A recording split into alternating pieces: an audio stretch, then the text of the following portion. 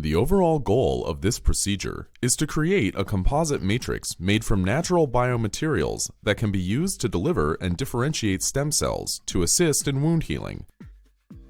This is accomplished by first isolating adipose-derived stem cells, or ASC, from a test animal.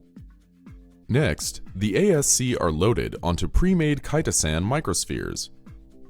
Then, fibrillated collagen gel is cast, and the ASC CSM beads are layered over the collagen gel. Finally, PEG-fibrin gel is cast over the ASC CSM collagen gel, and medium is added. Ultimately, results can be obtained that show the bidirectional simultaneous migration of ASC from the CSM bead into both collagen and PEG-fibrin matrices. Through this procedure, one single stem cell source can take differential cues from the collagen and PEG-fibrin microenvironments and become differentially stimulated to produce pleiotropic factors and form a network of prevascular structures.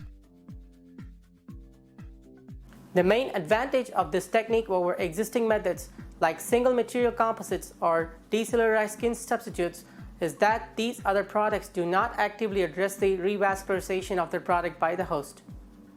We first had the idea for this method when we noticed that isolated rat ASC has the propensity to differentiate towards a vascular phenotype when cultured in a PEG-fibrin matrix.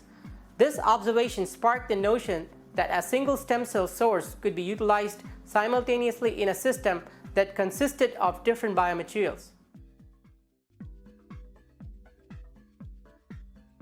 After isolating and culturing adipose-derived